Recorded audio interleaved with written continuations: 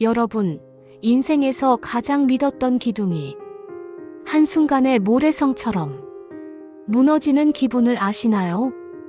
저는 40에 가까운 세월을 그저 제 남편, 제 자식, 그리고 내 핏줄인 동생밖에 모르고 살았습니다. 그게 제 인생의 전부인 줄 알았고, 그게 제 훈장인 줄 알았죠. 그런데 말입니다. 그 견고했던 성벽이 무너지는 데는 단 하루도 걸리지 않더군요. 오늘은 제가 가장 사랑했던 두 사람에게 심장을 도려내진 그 잔인하고도 평범했던 시작에 대해 이야기해 보려 합니다. 우리 남편 민석 씨는 참 성실한 사람이었습니다. 남들 다 아는 도박 한 번, 바람 한 번 안 피우고 30년 넘게 직장 생활을 해온 사람이죠. 은퇴하던 날 남편은 제 손을 꼭 잡으며 말했습니다. 여보, 고생 많았어. 이제 우리 여행도 다니고 남은 인생은 당신 하고 싶은 거 다 하며 살자. 그 말이 어찌나 눈물겹던지요. 그 무렵 제 마음속에 늘 걸리는 가시 하나가 있었습니다. 바로 제 막내 동생 영미였죠. 10년 전 제부를 사고로 떠나보내고 혼자 사는 동생이 늘 안쓰러웠습니다.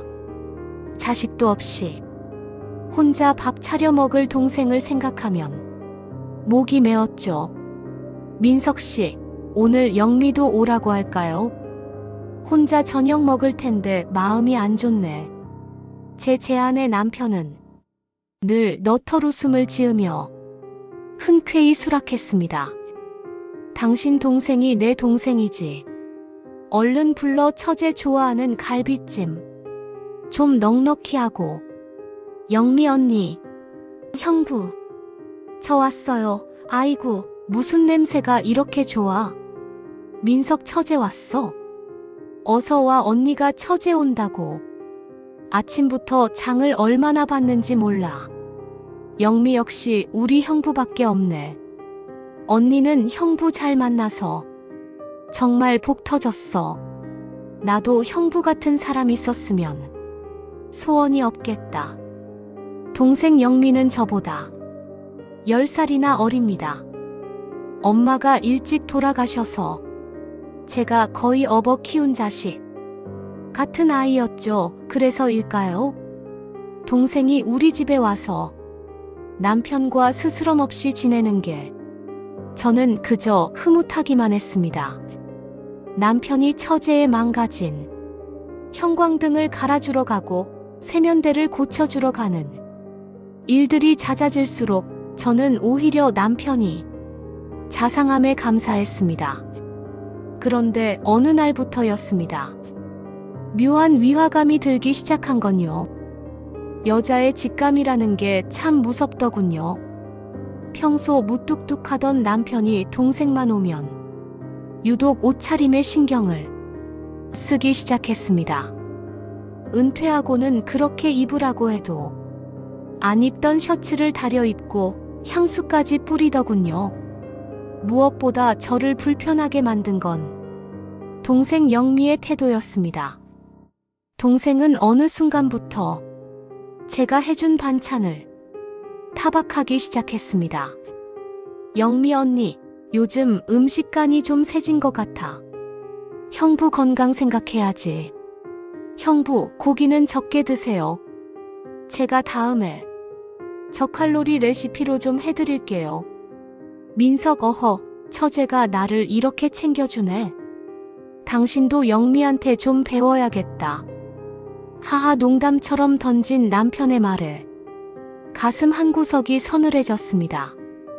30년을 같이 산 아내의 손맛보다 가끔 와서 참견하는 처제의 말이 더 크게 들리는 걸까요? 저는 그때까지만 해도 제가 예민한 탓이라 생각했습니다. 갱년기라 마음이 허해서 그런가 보다.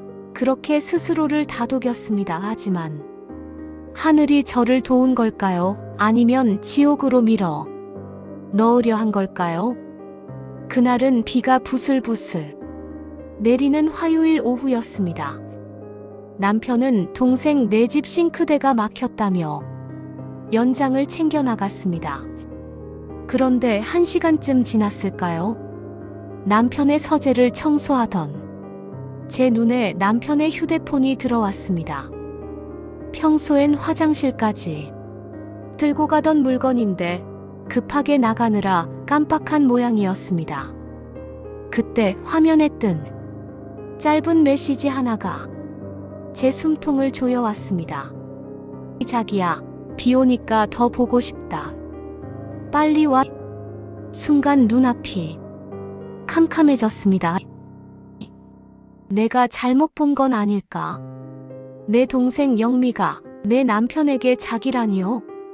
손이 덜덜 떨려 휴대폰을 집어들 수도 없었습니다.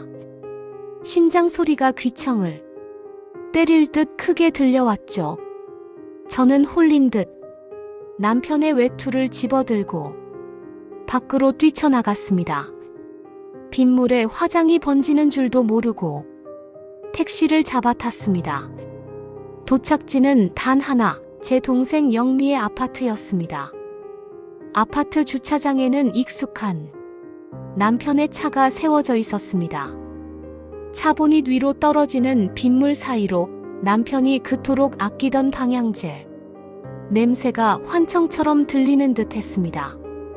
저는 엘리베이터 거울 속에 비친 제 모습을 보았습니다. 30년을 가족을 위해 헌신하며 늙어버린 한 여자의 얼굴이 있더군요.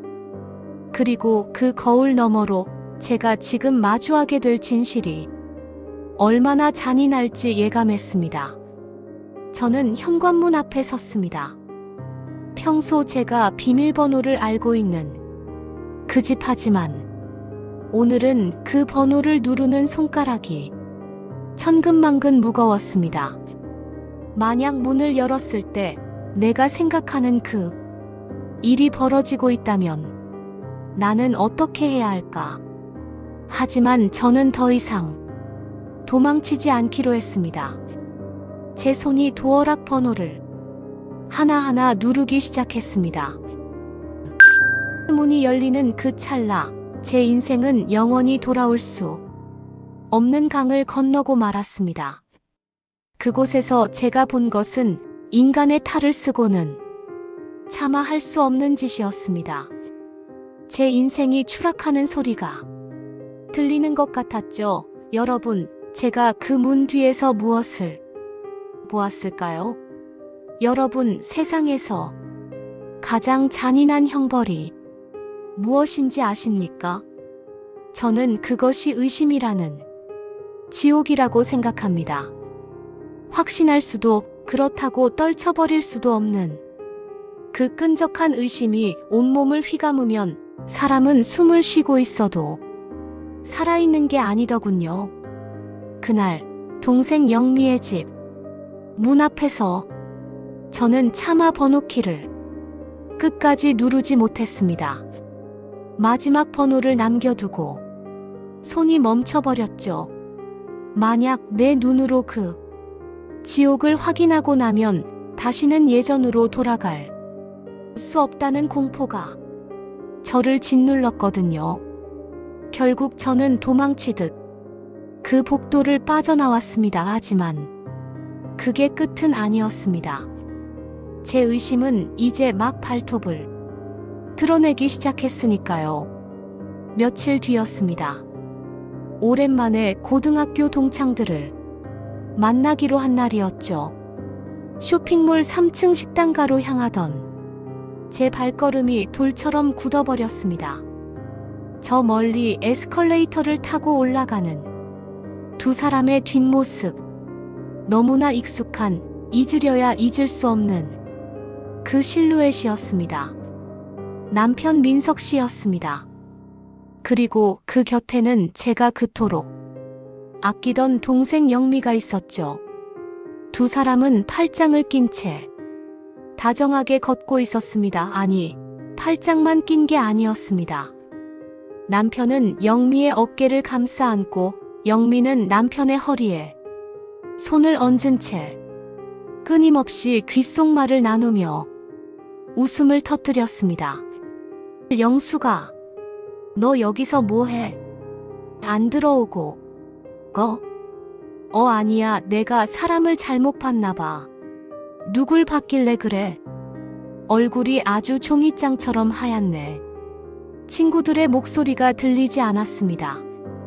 제 온 신경은 저 멀리 사라지는 두 사람의 뒷모습에 박혀 있었죠. 부부라고 해도 믿을 만큼 자연스러운 그들의 거리감. 제가 30년을 옆에서 지켰지만 근래 몇 년간 남편과 저는 단 한 번도 그렇게 다정하게 걸어본 적이 없었습니다. 집으로 돌아온 뒤 저는 기어코 남편의 차 키를 집어들었습니다. 자고 있는 남편의 얼굴을 보니 구역질이 올라왔지만 확인해야만 했습니다. 이 지옥 같은 의심의 끝을 봐야 했으니까요. 어둠을 뚫고 주차장으로 내려가 블랙박스 칩을 뽑아왔습니다. 컴퓨터 모니터 너머로 들려오는 소리들, 차 안에서의 대화는 제 영혼을 조각조각 찢어놓았습니다. 민석 처제, 오늘 산 원피스 정말 잘 어울려. 당신 언니는 맨날 펑퍼짐한 것만 입는데 처제는 몸매가 좋아서 그런지 태가 나네. 형부도 참 언니한테 미안하지도 않아? 자꾸 나한테 이 비싼 거 사주면 어떡해. 미안하긴 영숙이는 이제 여자도 아니야. 같이 있어도 그냥 벽이랑 있는 기분이라니까. 내 마음 알면서 그래, 지 나중에 나 버리면 안 돼요. 자기야, 우리 오늘 거기 갈 거지? 자기야, 남편의 휴대폰 화면에서 봤던 그 단어가 동생의 목소리를 타고 제 귀에 꽂혔습니다. 여자도 아니다. 벽 같다. 30년을 살맞대고 자식 키우며 살아온 아내에게 남편이 던진 수식어는 그것뿐이었습니다. 저는 그 자리에 앉아 밤을 꼬박 새웠습니다. 눈물도 나오지 않더군요. 분노보다 먼저 찾아온 건 차디찬 한기였습니다.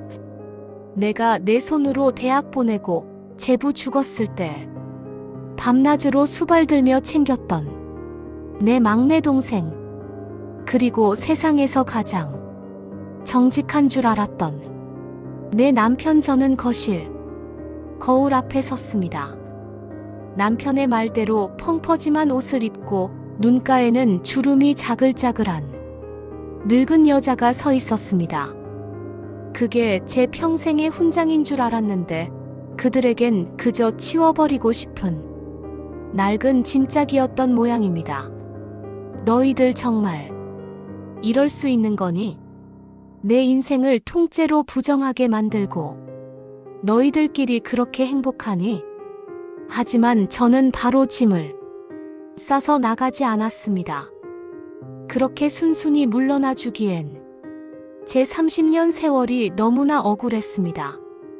이제 저는 선택해야 했습니다.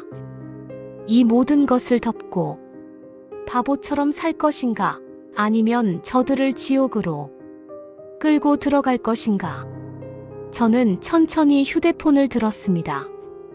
그리고 남편에게 문자를 보냈습니다. 여보, 다음 주 화요일에 친정 엄마 제사잖아. 나 고향 집에 좀 일찍 내려가서 며칠 자고 올게. 당신도 바쁘면 안 와도 돼. 남편의 답장은 1분도 안 되어 도착했습니다. 알았어. 당신 고생이 많네. 조심히 다녀와. 남편이 그 다정한 문자가 제 가슴에 비수처럼 꽂혔습니다. 제가 집을 비운 그날 두 사람은 틀림없이 선을 넘을 겁니다. 그리고 저는 그 현장을 내 눈으로 똑똑히 지켜볼 작정입니다. 비가 부슬부슬 내리는 화요일이 밝았습니다. 저는 고향으로 가는 기차 대신 집 근처의 작은 모텔 방으로 향했습니다. 창밖으로 우리 집 창문이 빤히 보이는 곳이었죠. 자, 이제 막이 오를 시간입니다. 내 동생 영미가 내 집 현관문을 열고 들어오는 저 모습이 보이네요. 제 남편의 손을 잡고요. 여러분, 30년 믿음이 무너지는 소리를 들어보신 적 있나요? 지금부터 제가 그 소리를 들려드리겠습니다. 여러분, 사람이 너무 큰 충격을 받으면 눈물조차 나오지 않는다는 말 들어보셨지요? 그날 제가 그랬습니다. 집 근처 모텔방 낡은 창문 너머로 우리 집 거실 불이 켜지는 걸 보는데 몸이 얼음장처럼 차가워지더군요. 제 남편 민석 씨와 제 동생 영미 두 사람은 제가 집을 비운 지 채 2시간도 되지 않아 우리 집으로 들어갔습니다. 세상에서 가장 안전하고 따뜻해야 할 제 보금자리가 이제는 가장 추악한 범죄의 현장이 되려 하고 있었습니다. 저는 주먹을 꽉 쥐었습니다. 손톱이 손바닥을 파고들어 피가 맺혔지만 통증조차 느껴지지 않았습니다. 저는 다시 집으로 향했습니다. 엘리베이터 대신 비상계단을 택했습니다. 한 계단 한 계단 오를 때마다 제 30해 세월이 발밑에서 바스라지는 것 같았죠. 현관문 앞에 서서 숨을 골랐습니다. 지문 인식기에 손을 올리려다 멈췄습니다. 소리가 나면 안 되니까요. 저는 아주 조심스럽게 숨소리조차 죽이며 비밀번호를 눌렀습니다. 거실에는 남편이 좋아하는 클래식 음악이 잔잔하게 흐르고 있었습니다. 식탁 위에는 제가 아끼던 와인 잔 2개가 놓여 있더군요. 그리고 안방 쪽에서 들려오는 낮은 웃음소리. 저는 벽을 짚고 천천히, 아주 천천히 안방문 앞으로 다가갔습니다. 자기야, 언니 침대에서 이러니까 더 짜릿한 것 같아. 형부는 어때? 말도 마 영숙이 눈치 보느라 그동안 얼마나 답답했는지. 이제야 살 것 같네. 영미야, 넌 어쩜 이렇게 살결이 고우니? 문틈 사이로 보인 광경은 제 상상을 초월했습니다. 제가 매일 아침 정성껏 정리하던 그 침대 위에서 제 남편과 동생은 실오라기 하나 걸치지 않은 채 서로를 탐닉하고 있었습니다. 남편 민석 씨의 그 두터운 손은 영미의 등을 쓰다듬고 있었고, 영미는 제 남편의 목을 끌어안으며 신음 섞인 웃음을 흘렸습니다. 제가 평생을 바쳐 지켜온 가정이 제가 목숨보다 아꼈던 혈육에 의해 유린당하고 있었습니다. 남편은 제가 병치레라도 할까봐 보약을 지어다 주던 그 손으로 동생의 허리를 감싸 안으며 입을 맞췄습니다. 영미는 언니인 제 안부를 묻던 그 입술로 형부에게 사랑을 고백하고 있었죠. 나 정말 당신 언니랑 이혼하고 싶어. 근데 애들도 있고 재산 문제도 복잡하니까 조금만 참자. 응? 치. 그럼 언니 몰래 계속 이렇게 만나는 거야? 나 형부 없으면 못 사는 거 알면서. 당연하지. 이 세상에 내 여자는 당신 하나뿐이야. 그 순간 저는 문을 박차고 들어가 저들의 목을 조르고 싶었습니다. 머리카락을 쥐어뜯고 온 동네가 떠나가라 비명을 지르고 싶었습니다. 하지만 저는 멈췄습니다. 여기서 소리를 지르면 저들은 변명을 하겠지요. 실수였다고, 외로웠다고 무릎 꿇고 빌겠지요. 저는 그런 뻔한 연극을 보고 싶지 않았습니다. 저는 떨리는 손으로 휴대폰을 들었습니다. 문틈 사이로 저들의 추악한 행위, 서로를 부르는 역겨운 호칭, 그리고 저를 조롱하는 대화들까지 단 하나도 놓치지 않고 영상에 담았습니다. 액정 화면 너머로 보이는 저들의 벌거벗은 몸뚱이가 마치 흉측한 벌레처럼 보였습니다. 녹화를 끝낸 제 손은 마비된 듯 감각이 없었습니다. 안방 안에서는 다시금 격정적인 소리가 들려왔지만 저는 더 이상 눈물도 분노도 느껴지지 않았습니다.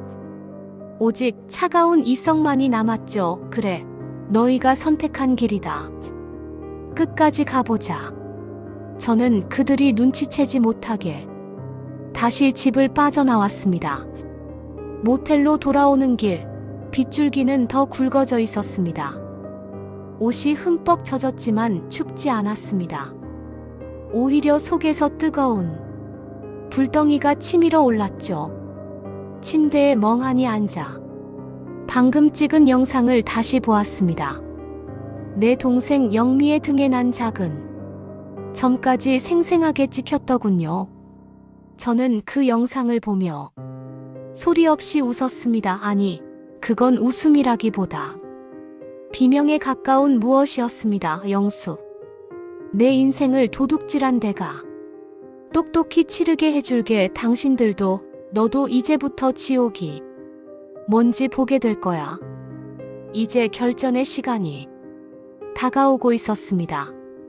내일 아침 해가 뜨면 저는 다시 우리 집으로 돌아갈 겁니다. 아무 일도 없었다는 듯 다정한 아내의 얼굴을 하고 말이죠.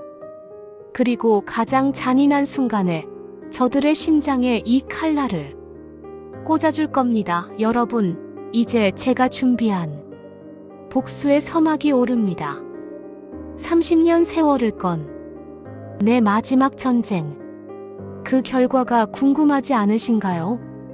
여러분, 폭풍 전야의 고요함을 아시나요? 가장 잔인한 복수는 상대가 가장 안심하고 있을 때 시작되는 법입니다. 저는 그날 밤 뜬 눈으로 밤을 지새우며 오직 한 가지만 생각했습니다. 어떻게 하면 저들의 가슴에 가장 깊은 상처를 남길 수 있을까? 어떻게 하면 내가 겪은 이 피눈물을 똑같이 되돌려줄 수 있을까? 다음 날 아침, 저는 아무 일 없었다는 듯 집으로 돌아왔습니다. 현관문 앞에 선 제 얼굴은 평소와 다름없는 인자한 아내의 모습이었죠. 하지만 제 손에는 저들의 파멸을 담은 작은 칩 하나가 들려 있었습니다. 남편은 샤워를 마치고 기분 좋게 콧노래를 부르며 나왔습니다. 동생 영미는 어느새 집에 갔는지 보이지 않더군요. 아마 제가 오기 직전에 서둘러 나갔겠지요. 남편은 식탁에 앉으며 제 어깨를 가볍게 두드렸습니다. 그 손길이 닿는 순간 소름이 돋아 비명을 지를 뻔했지만 저는 꾹 참았습니다. 민석 어이구, 우리 마누라 고생했네. 제사는 잘 지냈어? 잠자리가 바뀌어서 피곤할 텐데. 아침까지 다 차리고. 영숙, 그럼요. 당신이 처제 집 수리해 주느라 고생했는데 이 정도는 해야죠. 영미도 아침 먹고 가지 그랬어요. 민석어, 처제는 아침 일찍 급한 일이 있다고 가더라고. 싱크대만 대충 봐주고 왔어. 거짓말 30년을 믿어온 남편의 입에서 나오는 말들이 전부 가시가 되어 제 귀를 찔렀습니다. 저는 천천히 남편 앞에 태블릿 PC 하나를 내려놓았습니다. 그리고 미리 연락해둔 동생 영미에게 전화를 걸어 스피커폰으로 바꿨죠. 영미 언니, 벌써 왔어? 고생 많았네. 나 어제 형부가 싱크대 고쳐줘서 얼마나 편한지 몰라. 영숙, 영미야, 민석 씨랑 같이 이 영상 좀 봐주겠니? 내가 어제 너희 집 앞에 갔다가 아주 재미있는 걸 찍었거든. 저는 재생 버튼을 눌렀습니다. 적막한 거실의 어젯밤. 안방에서 울려 퍼지던 두 사람의 적나라한 음성과 신음이 울려 퍼졌습니다. 자기야, 언니 몰래 만나자 하던 그 역겨운 대사들이 쉴 새 없이 쏟아져 나왔죠. 남편의 얼굴은 순식간에 흑빛으로 변했습니다. 전화기 너머 영미. 숨소리도 딱 멈췄더군요. 저는 화면을 남편이 코앞까지 들이밀었습니다. 여보. 이게 어떻게 된 거냐면 어떻게 된 건지 설명할 필요 없어. 내 눈으로 똑똑히 봤으니까. 내 침대, 내 이불 속에서 내 동생이랑 뒹구는 당신 모습을. 그때 현관문이 열리며 제 아들과 딸이 들어왔습니다. 제가 미리 부른 아이들이었죠. 아이들은 거실에 울려 퍼지는 영상을 보며 경악했습니다. 아들은 아버지를 향해 멸시의 눈빛을 보냈고 딸은 울음을 터뜨리며 이모인 영미에게 전화를 대고 소리를 질렀습니다. 이모, 어떻게 사람이 이래? 엄마가 이모를 어떻게 키웠는데? 당신들 진짜 짐승이야. 잘 들어. 민석 씨, 당신은 오늘부로 이 집에서 몸만 나가. 재산 분할. 꿈도 꾸지 마. 여기 내 변호사가 정리한 서류 있어. 사인 안 하면 이 영상 당신 평생 일궈온 회사 사람들이랑 온 일가 친척한테 다 공개할 거야. 잠시 후 머리가 헝클어진 영미가 달려와 제 바지가랑이를 붙잡았습니다. 언니, 한 번만 살려줘. 내가 미쳤었나봐 라며 눈물 콧물을 흘리더군요. 하지만 저는 그 손을 차갑게 뿌리쳤습니다. 어디서 언니 소리가 나와. 내가 먹은 건 내 남편이 아니라 내 인생이야. 내 대학 등록금, 내 결혼 비용, 내가 시장 바닥에서 장사하며 번 돈으로 해준 것들이야. 그걸 이렇게 갚니? 언니 제발. 너도 똑똑히 들어. 상간녀 소송은 시작일 뿐이야. 내가 가진 아파트, 그거 살 때 내 돈 들어갔지? 하나하나 다 환수할 거야. 너희 둘 서로 사랑한다며. 그래, 이제 밑바닥에서 둘이 실컷 사랑하며 살아봐.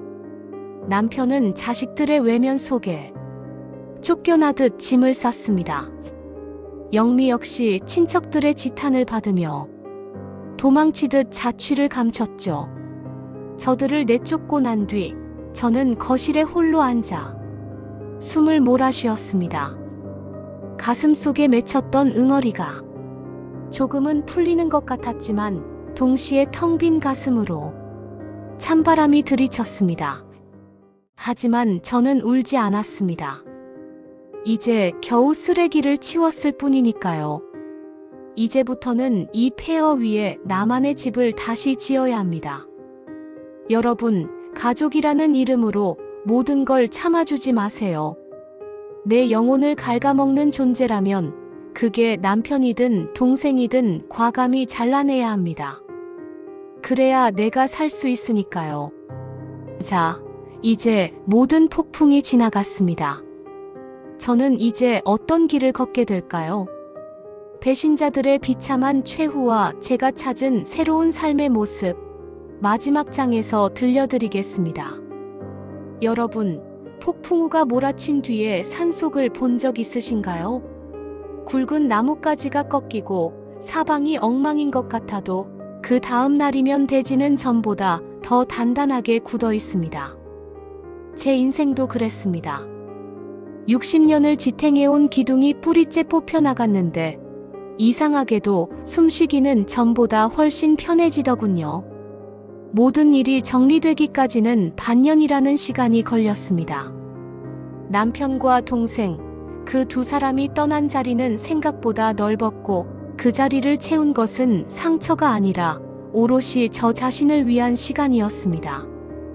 오늘은 그 지옥 같았던 터널을 지나 제가 찾은 빛에 대해 이야기하며 마무리를 지으려 합니다. 이혼 도장을 찍던 날 남편 민석 씨의 모습은 처량하기 짝이 없었습니다. 평생 남의 수발만 받고 살던 사람이 집도 재산도 자식들의 존경도 잃고 나니 그저 힘없는 노인에 불과하더군요. 그는 마지막까지 제 바지가랑이를 붙잡으며 한 번만 더 기회를 달라고 울먹였습니다. 하지만 제 마음은 이미 차갑게 식은 찻잔과 같았습니다. 영수가, 내가 정말 죽을 죄를 졌어. 영미랑은 벌써 끝냈어. 그 물건이 내 퇴직금까지 몰래 손 때려다 걸렸거든.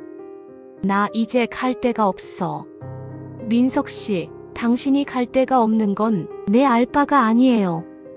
당신이 영미랑 사랑을 속삭일 때 당신은 이미 내 남편이기를 포기한 거니까요. 우리 다시는 보지 맙시다. 그게 당신이 내게 할 수 있는 마지막 예의예요. 동생 영미의 소식도 간간히 들려왔습니다.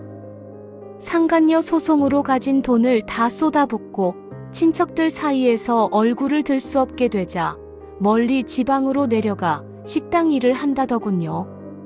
한때는 제 목숨보다 소중했던 동생이었지만 이제는 길가에 굴러다니는 돌멩이보다 못한 남이 되었습니다. 사람들은 묻습니다. 그 나이에 혼자 되어서 외롭지 않냐고요. 저는 웃으며 대답합니다. 누군가의 아내, 누군가의 언니로 살 때보다 지금이 100배는 더 행복하다고요. 저는 요즘 작은 꽃차 공방을 운영하고 있습니다. 젊은 시절 남편 뒷바라지 하느라 포기했던 제 꿈이었죠. 아침에 일어나 내가 좋아하는 차를 우리고 꽃잎이 피어나는 것을 가만히 들여다보는 그 시간이 얼마나 소중한지 모릅니다. 엄마, 나왔어. 우와, 향기 진짜 좋다. 우리 엄마 얼굴이 요즘 꽃 같네. 왔니? 우리 딸 주려고 장미차 좀 덮어놨다. 앉아봐, 한 잔 줄게. 아이들도 처음에는 큰 충격을 받았지만 당당하게 홀로 서기를 하는 제 모습을 보며 이제는 든든한 지원군이 되어 주었습니다.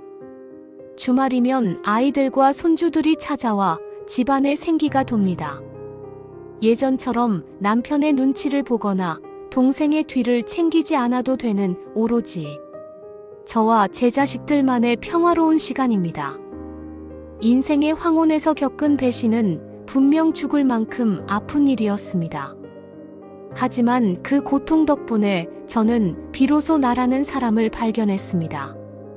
남편의 그림자로 살 때는 몰랐던 제 이름 박영숙 석자가 이제야 제 가슴에 선명하게 새겨졌습니다.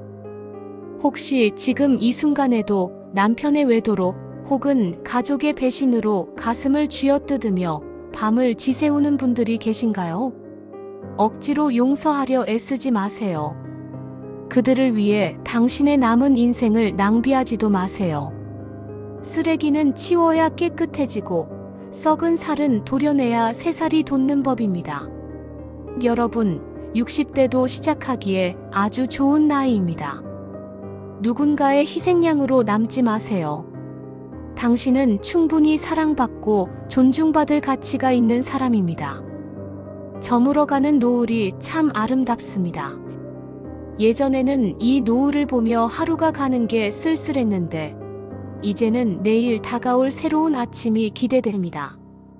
저는 이제 더 이상 누구의 언니도 누구의 순종적인 아내도 아닙니다. 저는 그저 저로 살아가렵니다. 지금까지 제 긴 사연을 들어주셔서 감사합니다. 여러분의 인생에도 예쁜 꽃이 피어나길 진심으로 기도하겠습니다. 배신이라는 큰 아픔을 딛고 제2의 인생을 시작한 영숙 씨의 이야기, 여러분은 어떻게 보셨나요? 여러분의 응원, 댓글이 영숙 씨와 같은 아픔을 겪는 분들에게 큰 힘이 됩니다. 구독과 좋아요는 큰 힘이 됩니다. 여러분의 사연도 기다리고 있겠습니다. 시청해주셔서 감사합니다.